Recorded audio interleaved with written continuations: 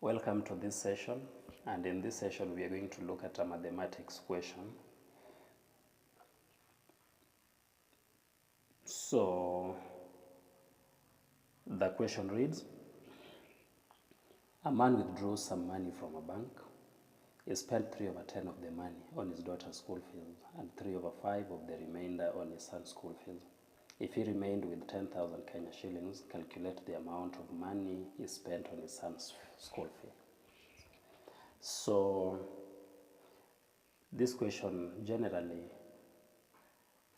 has a basics. It is important to understand the basics of a question. So before we start looking at, or rather before we start solving this question, we need to do a summary of the basics, the most important parts of this particular question. So number one, we are told that a man withdrew some money from a bank. Then he spent part of it on his daughter's fee. After spending that, something remained. Then of what remained, he spent 3/5 on his son's school fees. And then after spending that, he was left with a total of 10,500 Kenya shilling. And the question wants us to calculate the amount of money that this particular person spent on his son's school fee. So let us first of all summarize. What do we know and what is it that we don't know? So one, we know that some money was drawn, rather was withdrawn. Let me just write drawn, but I am implying withdrawn. He withdrew some money actually, whose amount we don't know.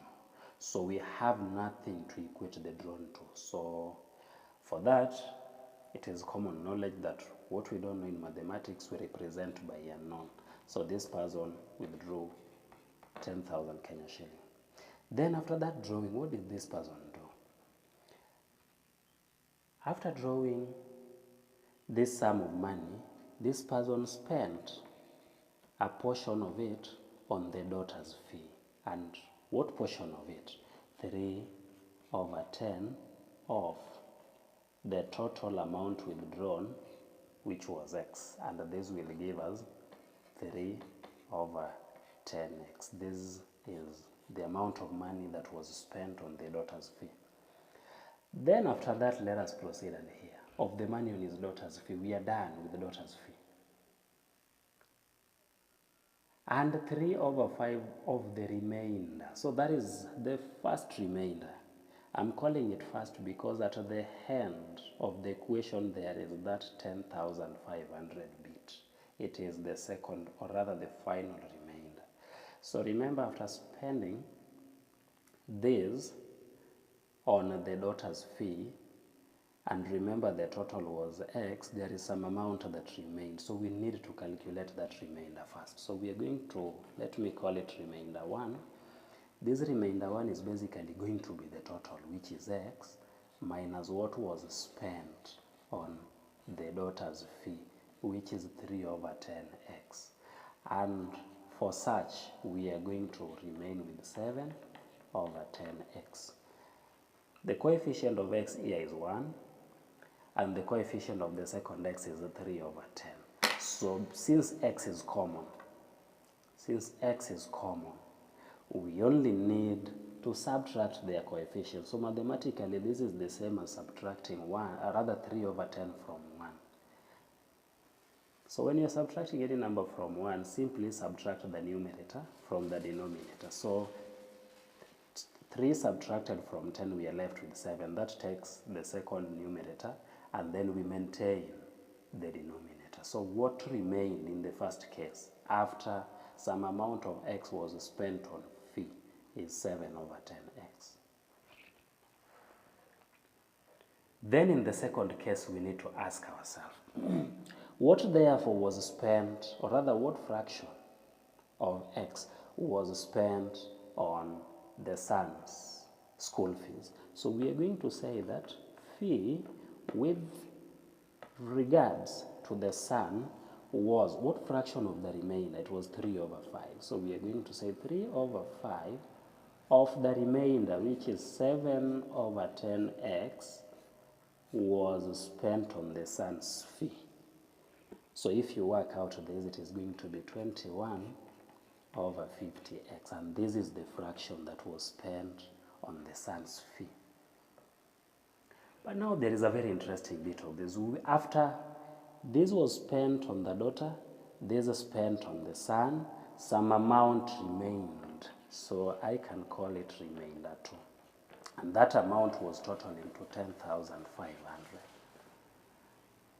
I don't know what fraction it represented, but what I know is that that fraction it represents is what remained after this was spent and that was spent. So we have two ways in which we can calculate that fraction.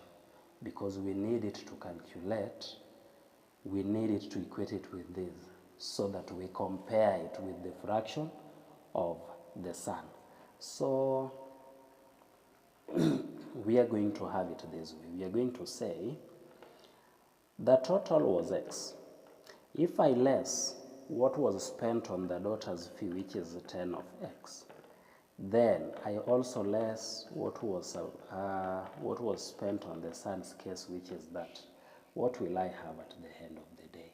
If you work out this, well, you'll realize that you're going to remain with 7 over 25, both of which is x. So this is the overall remainder, or rather the final remainder, which I'm calling remainder 2. And there is remainder 2 has its value given there. So 7 over 20 over 25x is the final remainder. We are given its value. So if this is equal to this, then the fraction of the son, which is 21 over 50x, should also give us something. So we can try that and see. I believe we are following up to there. So we are going to, let us proceed. We are going to say that if 7 over 25x represented 10,500 out of the total x, what will 21 over 50 of x give us? So it is going to be 21 over 50, because at this end we have to perform a cross multiplication.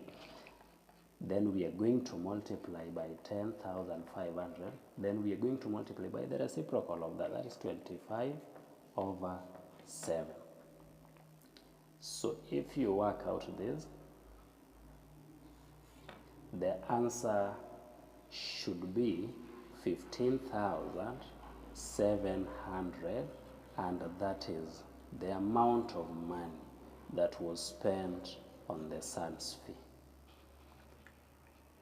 So somebody could be wondering, why is this question important? This question is important because, one, it is a